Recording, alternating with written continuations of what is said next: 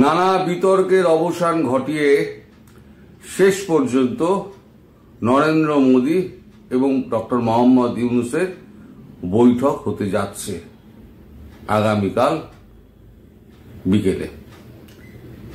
সকালবেলা অবধি যা খবর আমাদের কাছে ছিল তাতে বৈঠক নিয়ে কোনো নিশ্চিত কোনো খবর ছিল না।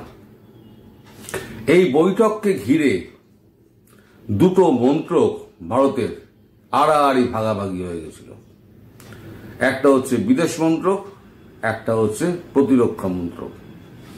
বিদেশ মন্ত্রকের বক্তব্য ছিল যে এখন যদি আমরা এই প্রস্তাবকে যদি উপেক্ষা করি তাহলে পৃথিবীর মানুষকে ওরা বলবে যে আমরা সুযোগ চেয়েছিলাম, আমাদের সুযোগ দেওয়া হয়নি, এটা ওরা বলে বেড়াবে।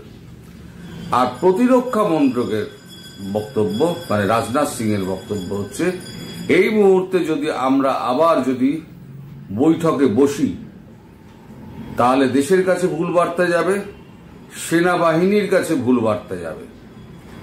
সব থেকে বড় কথা, দেশের জনগণের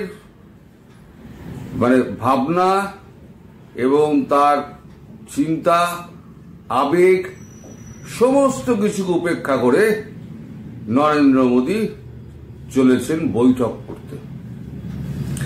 এই বৈঠকের কিন্তু বিরুদ্ধে ছিল আমাদের বিশ্ব হিন্দু পরিষদের নেতা মোহন ভাগবত।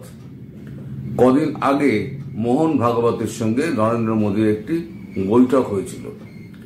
সেই বৈঠকে কিন্তু পরিষ্কার বাংলাদেশের ব্যাপারে সিদ্ধান্ত নেওয়ার কথা বলেছিলেন মোহন ভাগবত। নরেন্দ্র মোদী বলেছিলেন যা করার আমি করছি। এই মুহূর্তে যে সিদ্ধান্ত নরেন্দ্র মোদী নিয়েছেন, নরেন্দ্র মোদীর প্রধানমন্ত্রীত্বের উপরে কিন্তু একটা বড় কোয়েশ্চেন মার্ক পড়ে গেল। কারণ দেশের জনগণ কিন্তু নরেন্দ্র মোদীর এই সিদ্ধান্তকে ভালো মতো নেয়নি। কারণ বাংলাদেশ কোনোদিন শোধরাবে না, এটা আমরা বুঝে গিয়েছি। এই যে এত ঢাক ঢোল পিটিয়ে এত আমাদের এখানে চিঠি পাঠানো হলো, চিঠি পাঠানোর পরে তিনি চীনে গিয়ে তিনি 7 সিস্টারে কথা উল্লেখ করে চীনকে আমন্ত্রণ জানিয়ে এলেন। সেই লোকটা, তাকে আপনি বিশ্বাস করে তার সঙ্গে বৈঠক করতে যাচ্ছেন। আপনার মনে কি আছে ভারতবাসী জানে না, কিন্তু ভারতবাসী মন যদি আপনি উপেক্ষা করেন, তাদের বক্তব্য আপনি যদি উপেক্ষা করেন নরেন্দ্র মোদীজি, আপনাকে কিন্তু এর খেসারত দিতে হবে। এটা কিন্তু নরেন্দ্র মোদীর ভাগ্যে কিন্তু একটা কালো দিন হিসেবে দেখা দিতে পারে। নির্বাচন, পরবর্তী লোকসভা নির্বাচন যখন হবে তখন নরেন্দ্র মোদী প্রধানমন্ত্রীত্বের দাবিদার থাকবেন কিনা সেটা কিন্তু বিশ্ব হিন্দু পরিষদ আবার চিন্তা ভাবনা শুরু করবে। আমার যা আন্ডারস্ট্যান্ডিং তাতে মনে হচ্ছে নরেন্দ্র মোদী পৃথিবীর কাছে বিশ্বগুরু সাজতে গিয়ে নিজের পায়ে নিজে কুড়ুলটি মারলেন এবং বাংলাদেশের ব্যাপারে তার যে এই নরম মনোভাব, এই নরম মনোভাবের খেসারত তাকে তার গদি থেকে চ্যুত করতে পারে, তিনি গদিচ্যুত হতে পারেন। ভারতবাসী এতটাই ক্ষেপে রয়েছে বাংলাদেশের ওপরে। এখন তিনি বিশ্বগুরু হবেন, খুব ভালো কথা, বিশ্বগুরু হন। যদি পদই না থাকে তাহলে বিশ্বের কে আপনাকে পাত্তা দেবে? এমন তো নয় যে সারা বিশ্ব আপনাকে চিরকাল চিনেছে। ভারতবর্ষকে স্বাধীনতার পর থেকে এগিয়ে নিয়ে গিয়েছেন অনেক নেতা মন্ত্রী আছেন। সেটা আমাদের নরসিমহা রাও থেকে শুরু করে, যদি পরপর আপনি দেখেন যারা সত্যিকারের কাজ করেছে, নরসিমহা রাও থেকে শুরু করে মনমোহন সিং, তারপর হচ্ছে নরেন্দ্র মোদী, যেখানে ভারতবর্ষ উত্থানের পথে গিয়েছে। নরসিমহা রাও কিন্তু বিশ্বায়নের কথা প্রথম বলেছিলেন, বিশ্বের দরজা খুলে দাও, এটা কিন্তু করেছেন নরসিমহা রাও। এই যে বিশ্বকে ভারতের দরবার বিশ্বের কাছে খুলে দাও, বিশ্বকে আসতে দাও। তার আগে আমরা বিশ্বের কাছে গুটিয়েছিলাম। মনমোহন সিং ছিলেন তখন অর্থমন্ত্রী, পরবর্তীকালে মনমোহন সিং হলেন প্রধানমন্ত্রী। তারপরে উত্তরন্ত একেবারে চোখের সামনে নতুন অর্থনীতির গতি পেল। সেই অর্থনীতির গতিকে ঘোড়ায় রাষ্ট্রের টানে মোদী সেটাকে এগিয়ে নিয়ে গিয়েছেন। তার মানে এই নয় মোদী ছাড়া আমাদের দেশে আর কোনো নেতা আছেন।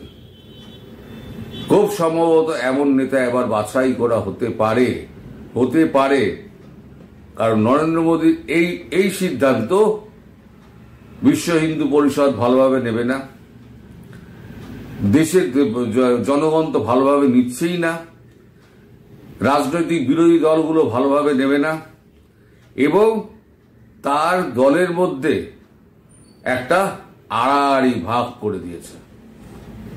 তার এই একক গো যে শেষ চেষ্টা আমি করব, শেষ চেষ্টা করুন, কিন্তু যে লোকগুলো মরে যাচ্ছে ওখানে দিনের পর দিন আপনি আবার ওখানে বসবেন, আবার বলবেন আমি সবকিছু ঠিকঠাক করে দিচ্ছি, আমি আবার হিন্দুদের সুরক্ষার ব্যবস্থা করছি, আমি সন্ত্রাসবাদ কমিয়ে দিচ্ছি, বা বাংলাদেশে ফিরে গিয়ে উনি আবার চেপে বসবেন, আবার চেপে বসে ওনার কর্মকাণ্ডগুলো আবার চালাবেন। আপনার মোদীজি আপনার মুখে কিন্তু লোকে থুতু দেবে। আমি জানি না আপনি কোন সে জায়গা থেকে এই সিদ্ধান্ত নিলেন, কিন্তু আপনার সিদ্ধান্ত ভবিষ্যতে কিন্তু অত্যন্ত সমালোচিত হবে এবং আপনার প্রধানমন্ত্রিত্ব নিয়ে বড় একটা প্রশ্ন চিহ্ন পড়ে গেল। পরবর্তী লোকসভা নির্বাচনে আপনি প্রধানমন্ত্রী পদপ্রার্থী থাকবেন কিনা, আজকে আমার কথা যদি আপনার কান অবধি পৌঁছায়, আপনি তাহলে লিখে রেখে দেবেন যে আপনার প্রধানমন্ত্রিত্বের পদ নিয়ে কিন্তু দাগ পড়ে গেল এবং সেখানে অনেক দাবিদার আছে। সব থেকে এগিয়ে যিনি আছেন তিনি হচ্ছেন যোগী মহারাজ। আজ যদি নরেন্দ্র মোদীর জায়গায় যোগী মহারাজ যদি থাকতেন তাহলে বাংলাদেশকে বেড়ে চামড়া গুটি দিতেন। যোগী মহারাজ হচ্ছেন এমন লোক। হেমন্ত বিশ্ব শর্মা তারা হচ্ছেন এমন লোক যারা ভারতের প্রতি চোখ রাঙালে সেই চোখে আঙুল ঢুকিয়ে দেবে। মোদীজি যদি ভাবেন তিনি একাই বিশ্বের নেতা হয়ে গেছেন, তিনি বিশ্বকে একা হাতে কন্ট্রোল করবেন, তাহলে উনি ভুল ভাবছেন। এই ভারতবর্ষ কিন্তু সেই ভারতবর্ষ নেই। আর উনি যে বিশ্বের অর্থনীতির চাকা উনি একা ঘোরাচ্ছেন না, এই সমস্ত টিমটা কাজ করছে বলে উনি কাজটা দেখাতে পারছেন। এই টিমটা যদি কাজ না করে, কাল থেকে যদি টিমটা বসে যায়, আপনার এই সিদ্ধান্তের জন্য কাল যদি এই টিমটা বসে যায়, যদি কাজকর্ম যদি ঠিকঠাক না হয়, তাহলে পরে এই অর্থনীতির গতি থাকবে তো? আপনার এই সিদ্ধান্ত কিন্তু অনেক ব্যয়বহুল হয়ে যাবে, অনেক ব্যয়বহুল, এবং বাংলাদেশের মানুষের প্রতি অনেক ইনজাস্টিস করা হলো। আমি এটা খোলা কণ্ঠে বলবো যে অনেক ইনজাস্টিস করলেন আপনি মোদীজি আপনার এই সিদ্ধান্ত নিয়ে, কারণ এটা কেউ ভালোভাবে দেখবে না আর আপনার মুখে কিন্তু থুতু পড়বে।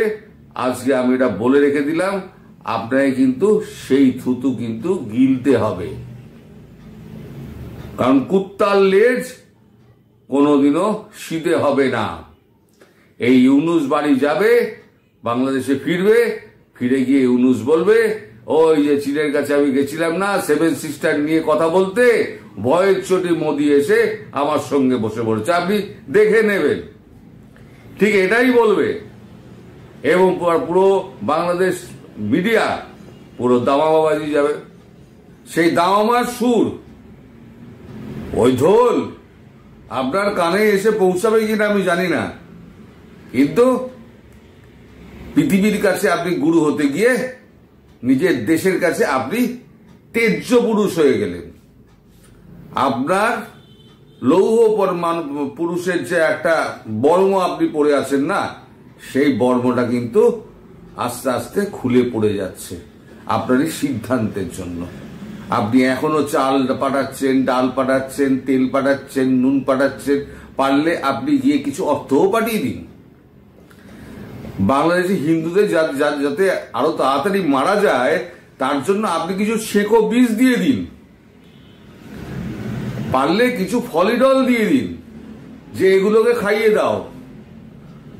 ধর্ষণ করার জন্য এখান থেকে কিছু মস্তান ফস্তান পারলে আপনি এক্সপোর্ট করে দিন ওখানে, কারণ আপনি বোধহয় এটাই পারেন। আজকে বাধ্য হলাম আপনার বিরুদ্ধে মুখ খুলতে আপনার এই সিদ্ধান্তের জন্য। এই সিদ্ধান্তের জন্য আমি শুধু আজকে মুখ খুলেছি, আগামী দিনে প্রত্যেকটা টিভি চ্যানেল আর প্রত্যেকটা সোশ্যাল মিডিয়া প্রত্যেকে সবাই আপনাকে চূড়ান্ত সমালোচনার মুখে ফেলবে, এবং সেটা আপনাকে কিন্তু মুখ বুঝে শুনতে হবে, কারণ আপনার এই প্রচেষ্টা সম্পূর্ণ বিফলে যাবে। দর্শক সবাই ভালো থাকবেন, সুস্থ থাকবেন।